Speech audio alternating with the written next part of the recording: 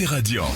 Merci de votre fidélité et les rendez-vous continuent sur Radio J. Et à présent, un rendez-vous que vous aimez beaucoup, c'est consacré à la bande dessinée avec nos deux passionnés de BD, Didier Passamonique et Kéliane Nguyen. Bonjour messieurs. Bonjour Elana. Eh oui, toujours, j'aime bien, toujours en cœur, toujours un plaisir de vous retrouver. Alors, deux ouvrages à nous présenter aujourd'hui. On va commencer par vous, Kéliane. Alors aujourd'hui, vous nous ramenez un ouvrage, on a quasiment affaire à un ouvrage d'utilité publique.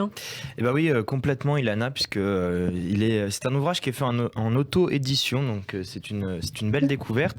Et on a affaire à un ouvrage qui parle des troubles 10. Vous savez, les dyslexies, les dysphasies, les dysgraphies, les dyscalculies et toutes ces autres diseases invisibles.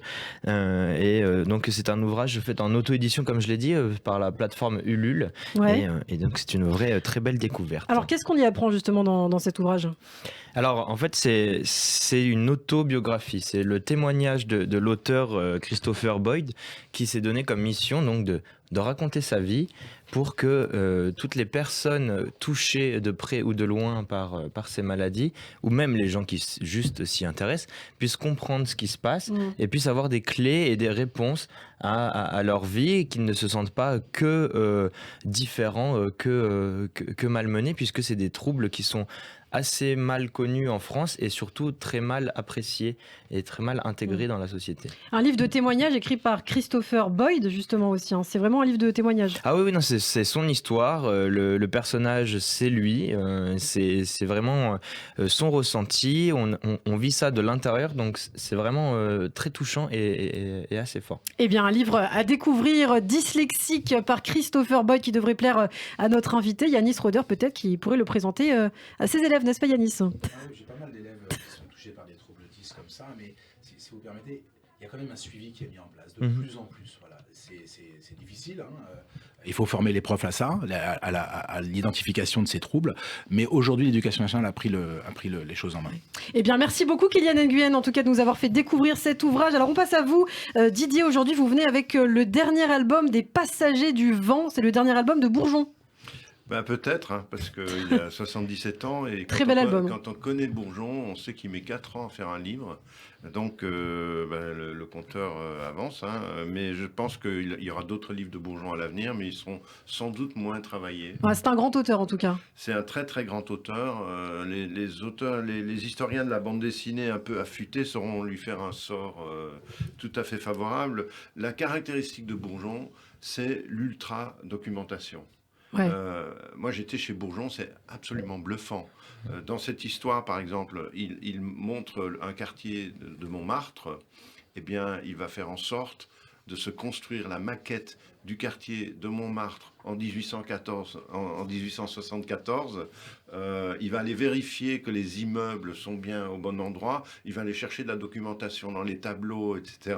Il va aller compter le nombre de tombes dans le cimetière, non pas de Montmartre, mais il y a un cimetière qui est tout près du Lapin Agile à ce moment-là, jusque dans la langue. Par exemple, à un moment, l'héroïne dit « ça tombe comme un gravelotte ». Et moi, j'avais dans l'idée que c'était en 1914 que les bombes tombaient comme un gravelotte. Et j'étais vérifié, le terme est de 1870. Et l'histoire se passe en 1874. C'est absolument incroyable.